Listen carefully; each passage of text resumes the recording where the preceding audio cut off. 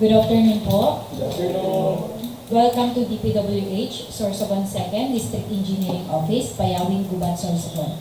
Scheduled for today's pre-bid conference is one infra project only, 25FL0022, construction improvement of access roads leading to declared tourism destinations, trip, Bulan to Matnog to Santa Magdalena to Bulusan Road leading to Bulusan National Park, Bulan section, at Bulan Sorsogon, Package 1. Today is November 22, 2024, and present here are the following. J. Clint Almilla, Back Chairman, Chloe F. Valaros, Back Member, Erwin S. Encinares, Back Vice Chairman, Lian E. Albay, IT Representative, Leia E. Fontanares, Back Member, Nathaniel B. Alegre, Back Secretariat, and Nathaniel E. Ferretero Jr., Planning Representative. Mr. Chair, meron na po tayong quorum and wala po tayong representative from contractor. Good afternoon po. Since a quorum was declared, this pre-bid conference now comes to order. Our agenda for today's pre-bid conference are as follows: basic contract data, guidelines in submission of bids, requirements of bidding documents, eligibility criteria, documents to be submitted by the bidder, including technical and financial proposals, criteria and procedures for eligibility check, preliminary examination of bids, detailed evaluation of bids, post-qualification and awards. Questions, comments from leaders, and replies of BAC and other representatives of procurement. Summary of proceedings, including bid bulletins to be issued and other matters. Discussed and asked the basic contract data is Engineer Nathan Ferretero. Basic contact data for contact ID number 25FL0022, construction improvement of access roads leading to declared tourism destinations, tourism road infrastructure program, trip, Bulan, Matnog, Santa Magdalena to Bulusan Road leading to Bulusan National Park, Bulan section, Bulan Sorsogon, Package 1.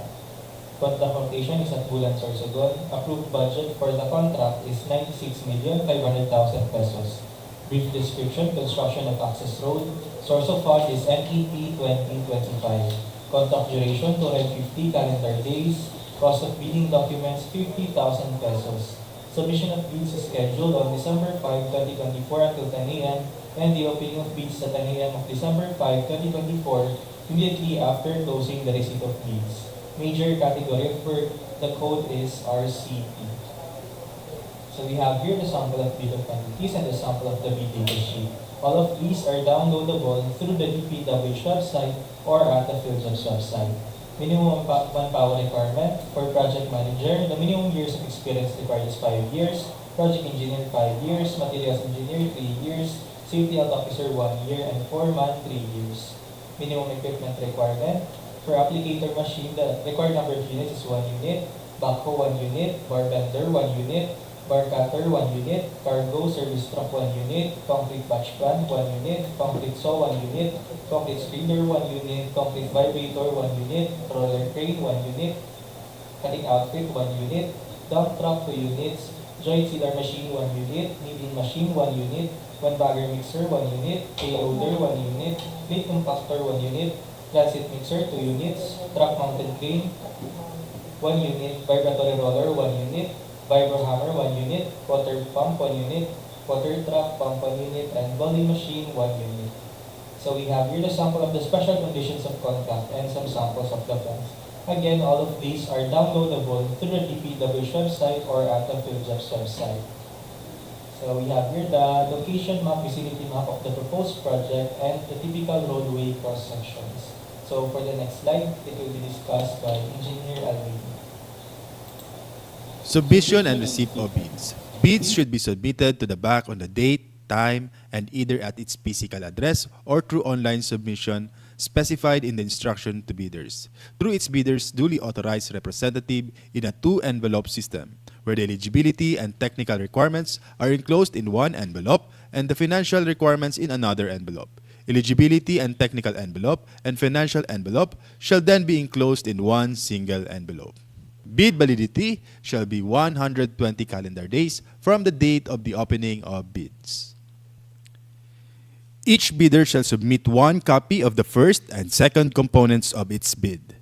The procuring entity may request additional hard copies or electronic copies of the bid. However, failure of the bidders to comply with the said request shall not be a ground for disqualification. The procuring entity allows the submission of bids through online submission or any other electronic means.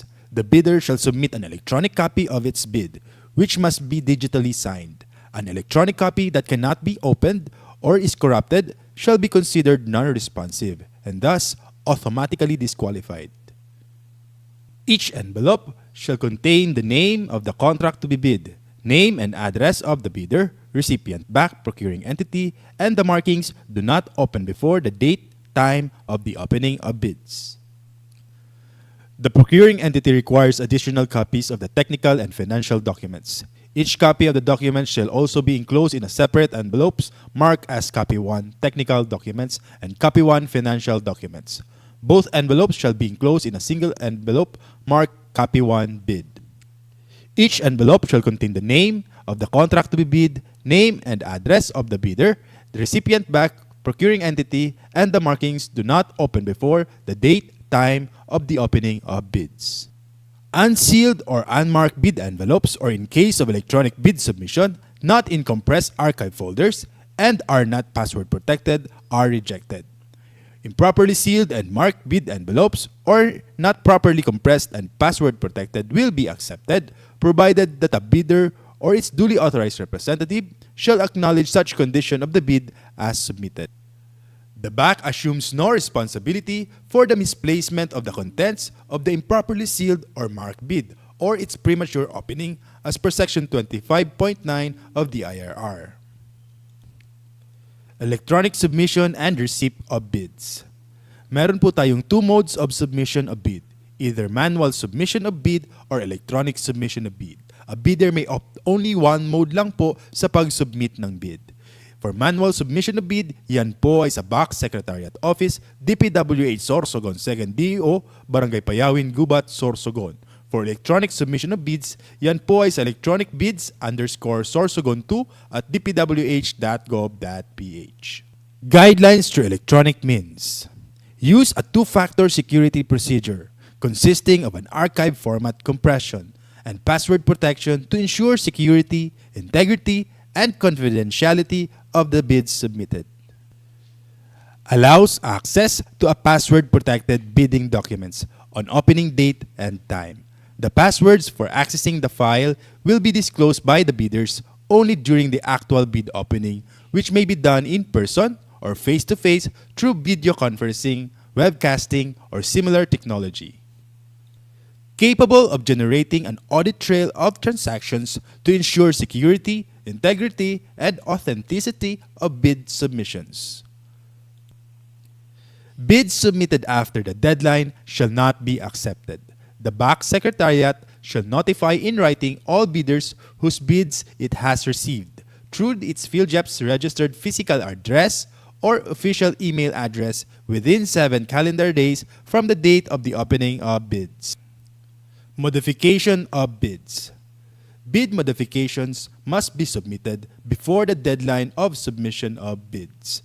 The bidder shall not be allowed to retrieve its original bid. However, the bidder may submit new bid equally sealed, properly identified, linked to its original bid, and marked as a modification. Withdrawal of bids. Letter of withdrawals must be received prior to the deadline for submission and receipt of bids.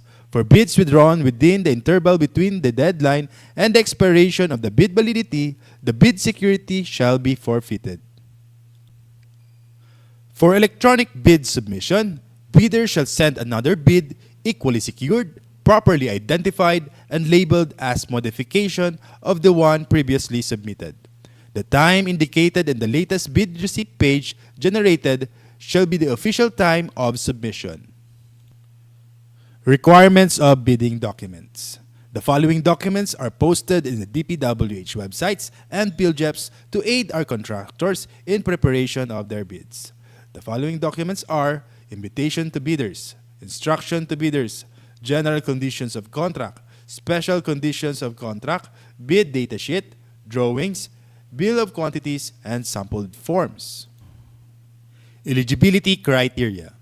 To be eligible to participate in the bidding of the said projects, A bidder must be a duly licensed Filipino citizen for sole proprietorships, partnerships duly organized under the laws of the Philippines and of which at least 60% of the interest belongs to the citizens of the Philippines, corporations duly organized under the laws of the Philippines and of which at least 60% of the outstanding capital stock belongs to the citizens of the Philippines, cooperatives duly organized under the laws of the Philippines, or persons, entities forming themselves into a joint venture as per Section 23.4.2 of the IRR. Foreign bidders may be eligible to participate in accordance with the guidelines issued by the GPPB as per Section 23.4.2.2 of the IRR.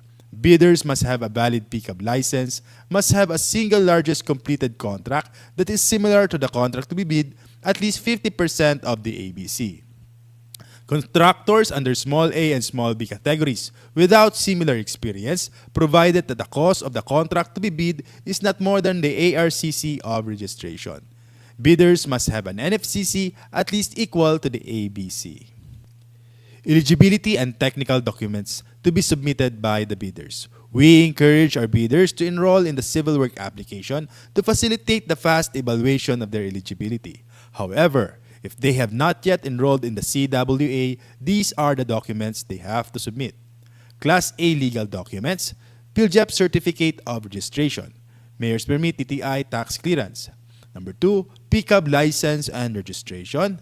Number 3, Statement of all ongoing government and private contracts. Number 4, Statement of single largest completed contract. Number 5, Computation of the NFCC. Number 6, Valid joint venture agreement if applicable. Number 7, bid security. Number 8, project requirements, organizational chart for the contract to be bid, list of contractors' key personnel, list of contractors' major equipment units, owned, leased, or under purchase agreement. Number 9, omnibus sworn statement duly notarized as per GPPB Resolution Number 16, 2020. Eligibility requirements. All bidders shall upload and maintain in PhilJEPs a current and updated file of the following Class A eligibility documents under Section 23.1 and 24.1 of the IRR.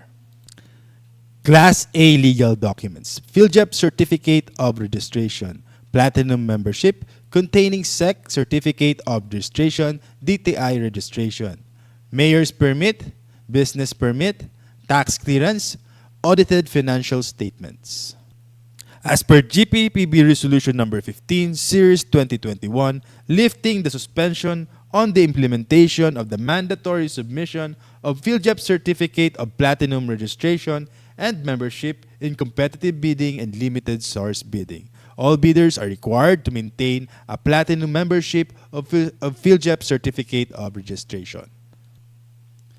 Class A technical documents. Statement of all ongoing contracts. Statement of single largest completed contract. Valid pickup license, special pickup license for joint venture agreements. Class A financial documents. Net financial contracting capacity or the NFCC.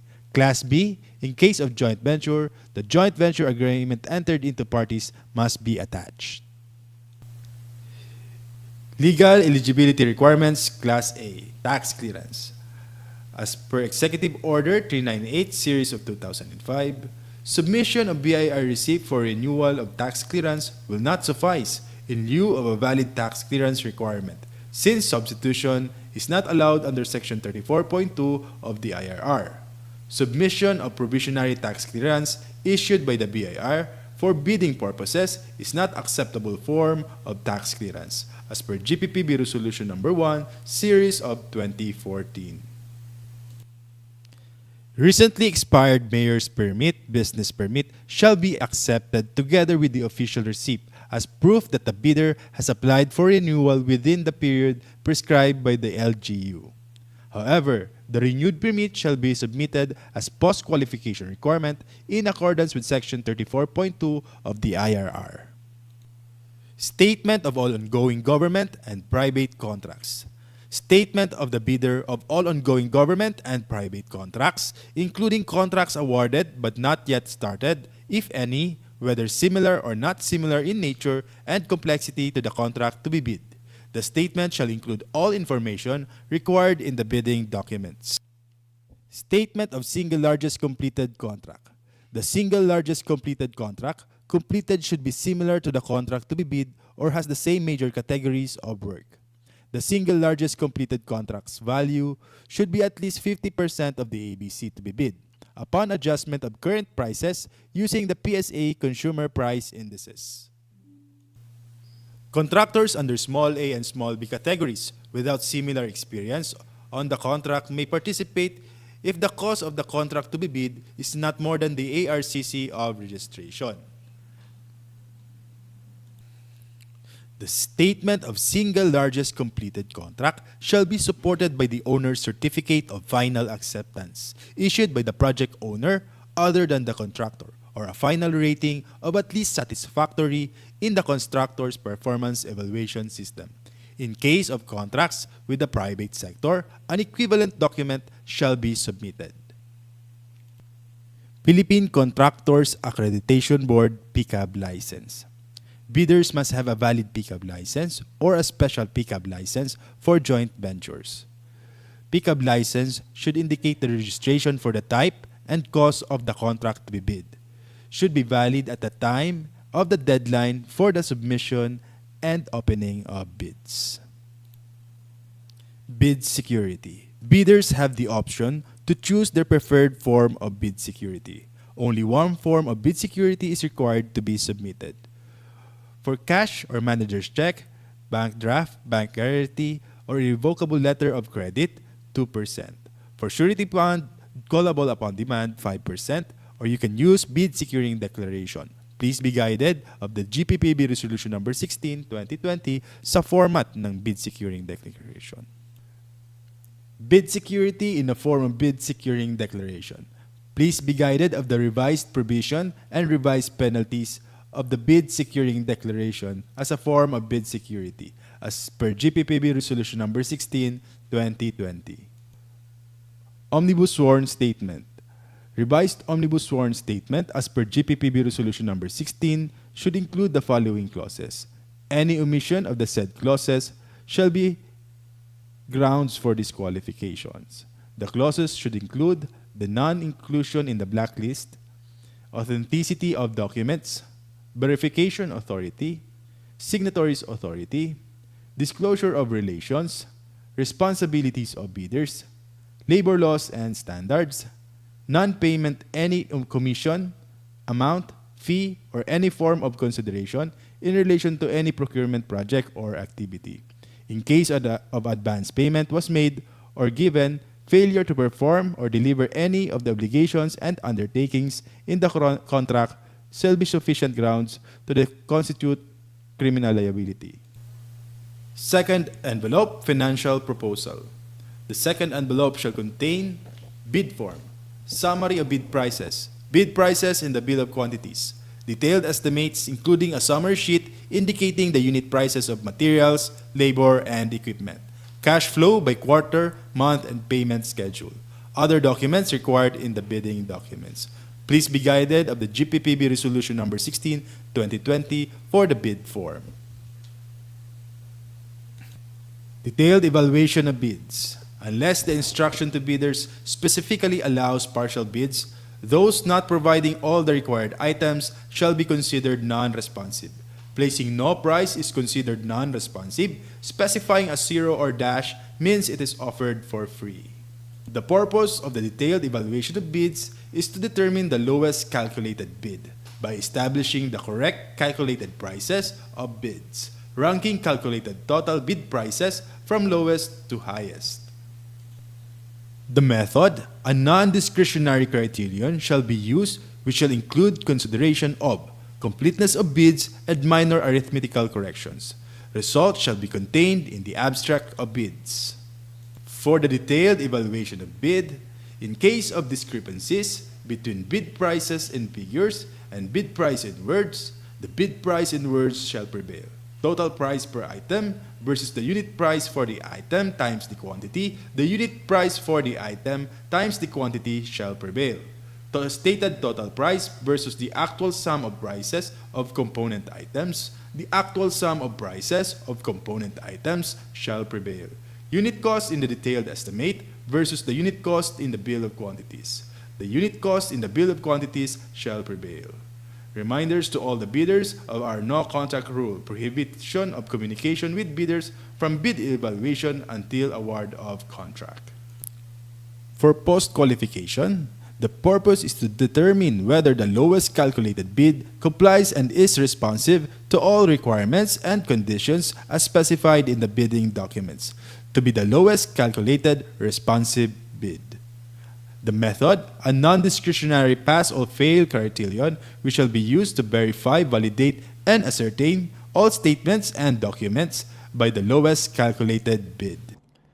Other matters, in compliance with Department Order Number 28, Series of 2024, three-strike policy in the procurement of infrastructure, goods, and consulting services. Bidders are reminded of the classification of offenses that triggers the three-strike policy and exceptions. 1. Withdrawal from the bidding process, submission of a non-participation letter, or failure to submit a bid after purchasing the bid documents. 2. Submission of late bids without valid reasons, as determined by the bank. 3. Submission of patently insufficient bid, A. During eligibility screening and or shortlisting, B. During bid evaluation, C. During post-qualification. Enforcement of penalties. If a bidder commits any of the three major offenses, acts listed above 3 times within a year, and if these three offenses are of similar or identical nature, it will trigger the enforcement of administrative penalty, suspension from participating in all DPWH procurement activities and entering into contract with any DPWH procuring entity, blacklisting of the suspended bidder 1 year. Bidder will also face bid security forfeiture and must comply with the enforcement of the bid securing declarations condition. If a bidder commits another set of 3 similar offenses or more than 2 sets of 3 similar offenses instances where more than 6 offenses occur within the said 1-year time frame, bidder may be subjected in an increased penalty resulting in blacklisting for a period of 2 years. The effective duration for the penalty of either 1 or 2 years, as applicable, will be clearly stipulated in the blacklisting order, with the provision that the duration of the blacklisting shall not exceed a maximum period of 2 years, commencing on the date the blacklisting order is approved and issued by the Secretary. Due process and implementation. The BAC and its technical working group will meticulously verify the monthly consolidated strike report or its updated version at each stage of the procurement process. In line with the department's commitment to its quality objective of providing quality, safe, and environment-friendly public infrastructure facilities aimed at improving the life of every Filipino, Department Order 110 Series 2024, implementation of the ISO 9001-2015 certification requirement for large A, medium B, and medium A contractors in the procurement of infrastructure projects of the department is in effect.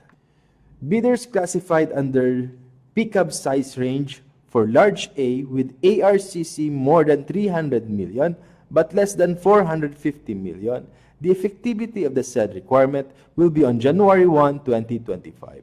For medium B, more than 150 million but less than 300 million, the effectivity will be on July 1, 2025. And for medium A, with more than 30 million but less than 150 million, the effectivity will be on January 1, 2026. Department Order 118 Series of 2024. Guidelines on the accreditation and assignment of contractors and consultants project engineers. Assigning only qualified and competent project engineers of the contractors and consultants in the implementation of DPWH projects shall be observed. Bidders are reminded of the following classification and limits of assignment. Project Engineer 2, 10 contracts located within the same province for simultaneous assignment each costing more than 150M. Project Engineer 1, 11 contracts located within the same province for simultaneous assignment, each costing 100M to 150M. Provisional Project Engineer, 10 contracts located within the same province, simultaneous assignment, each costing less than 100M. Guidelines on the implementation of early procurement activities, EPA. Prospective bidders and all concerned are informed that this procurement project is undertaken through early procurement activities, EPA, pursuant to Appendix 31, Guidelines on the Implementation of Early Procurement Activities of the 2016 Revised Implementing Rules and Regulation of RA 9184, updated as of January 15, 2024, and GPPB Circular Number 6, 2019. Due process and implementation.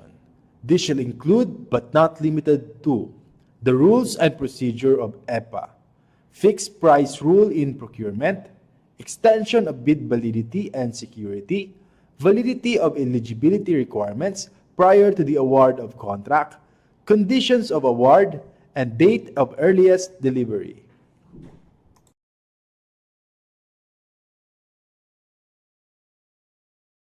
Comments? Hearing none, this pre-bid conference na. Salamat.